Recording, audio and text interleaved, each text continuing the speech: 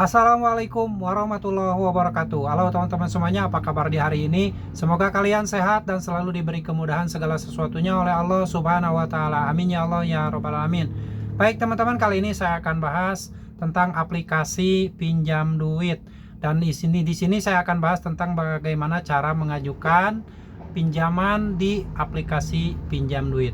Buat kalian yang penasaran, silakan ikuti dan tonton video ini sampai selesai agar kalian tidak paham memahami isi dari video ini.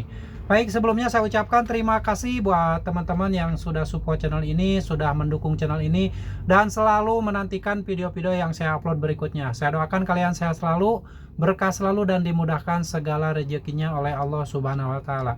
Baik, langsung akan saya bahas saja. Aplikasi pinjam duit merupakan aplikasi legal karena sudah terdaftar di Otoritas Jasa Keuangan. Nah, jadi kalau misalkan kalian mengecek di situs atau di website OJK tentang aplikasi legal mana saja yang terdaftar dan berizin di Otoritas Jasa Keuangan, salah satunya adalah aplikasi pinjam duit. Sebelumnya saya sudah bahas tentang aplikasi pinjam duit dan resiko apabila telat bayar di aplikasi pinjam duit. Saat ini kalau misalkan kalian yang baru mengenal aplikasi pinjam duit dan kalian yang saat ini sudah pernah mengajukan aplikasi pinjam duit, silakan kalian berbagi pengalaman dengan mengetikkannya di kolom komentar agar bisa berbagi ilmu.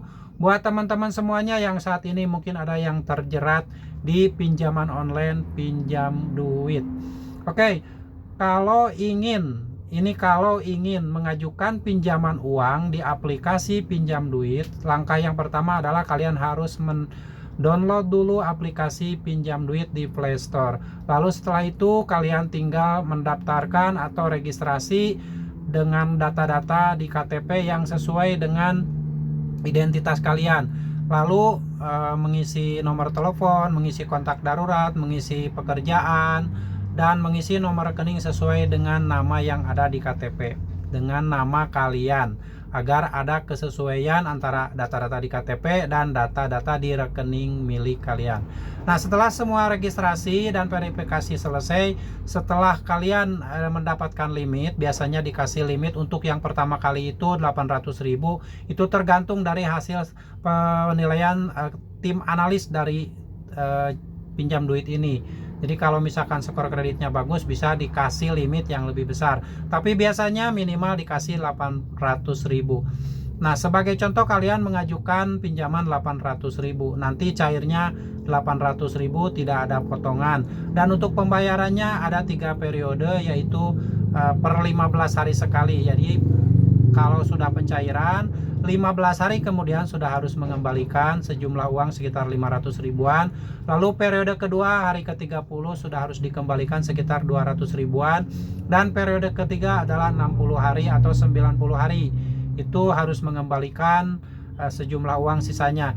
Jadi perhitungan bunganya itu per harinya 0,4% per hari. Tinggal dihitung aja kalau 60 hari berapa, kalau 90 hari juga bunganya berapa. Jadi tinggal dikalikan saja.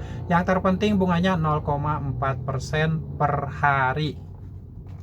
Nah, setelah kalian mengajukan pinjaman, sebagai contoh mengajukan pinjaman 800.000. Dalam proses pencairan itu, pinjam duit biasanya menunggu waktu sekitar 2 jam. Nah, selama menunggu hasil persetujuan dari tim analis pinjam duit selama 2 jam itu, biasanya kalian suka ditawari lagi pinjaman lain. Pinjaman dengan limit lebih besar, biasanya sekitar 2 jutaan ke atas. Nah, itu berupa notifikasi atau pemberitahuan bahwa sebelum pencairan pengajuan pertama dicairkan ke rekening kalian, kalian dikasih opsi untuk meminjam limit yang lebih besar di atas 2 juta rupiah. Seperti itu. Tapi saran dari saya, apabila kalian mendapatkan notifikasi selama proses verifikasi data kalian sebelum pengajuan pertama di ACC dan disetujui dan dicairkan ke rekening kalian, hati-hati dengan yang namanya penawaran pilihan atau option dengan limit yang lebih besar. Kenapa harus berhati-hati? Karena itu dikhawatirkan nanti akan berakibat fatal buat kalian, karena mungkin ada dugaan kalau misalkan pengajuannya limitnya lebih besar, itu bunganya juga akan lebih besar. Itu yang harus kalian hati-hati dan waspadai.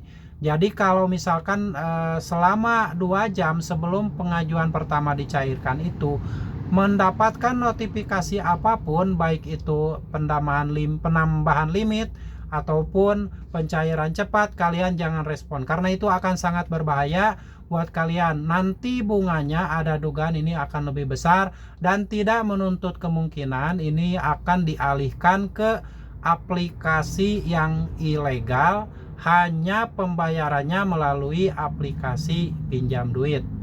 Jadi harus berhati-hati. Bukan berarti ini adalah benar bahwa dialihkan ke aplikasi ilegal. Kita patut berhati-hati, dikhawatirkan ada dugaan pengalihan data. Jadi sebaiknya kalau misalkan kalian sudah mengajukan di pengajuan pertama sejumlah 800.000, walaupun mendapatkan notifikasi dengan limit yang lebih besar, sudah abaikan saja, tunggu saja pencairan yang 800.000 itu biasanya memakan waktu sekitar 2 jam. Setelah lewat tenggang waktu 2 jam, otomatis dana 800.000 itu akan cair ke rekening kalian. Oke ya, yang saya khawatirkan, yang saya pesankan buat kalian, selama proses pengajuan pinjaman yang pertama, walaupun mendapatkan notifikasi penawaran limit yang lebih besar, jangan pernah kalian ambil. Sudah fokus saja di pengajuan yang pertama. Oke ya, semoga sharing ini bermanfaat agar kalian tidak terjerumus ke hutang yang lebih besar. Dan buat kalian yang saat ini sedang diteror dengan DC pinjaman online, dengan chat WA atau telepon, abaikan saja agar kalian bisa lebih tenang, agar kalian tidak merasa ketakutan, apalagi yang pertama kali melakukan atau pertama kali terjebak hutang, telat bayar dan gagal bayar di aplikasi pinjaman online. Sebaiknya sudahlah, kalian jangan pernah merespon chat WA, jangan pernah mengangkat telepon, dan jangan pernah menanggapi apapun yang dikirimkan oleh DC pinjaman online, karena itu akan menghancurkan mental kalian. Semoga video ini bermanfaat dan bisa mengedukasi buat kalian yang saat ini sedang ketakutan dan saat ini sedang gagal bayar di aplikasi pinjaman online, terutama aplikasi pinjam duit. Dan saya pesankan buat kalian tetap semangat, tetap jaga mental kalian, dan jangan sampai kalian ngedrop, jangan sampai mental kalian ngedrop, karena itu akan berbahaya sekali buat masa depan kalian.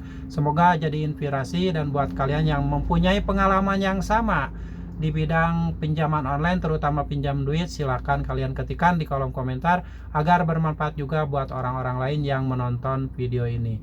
Terima kasih, sampai jumpa lagi di video saya selanjutnya. Wassalamualaikum warahmatullahi wabarakatuh.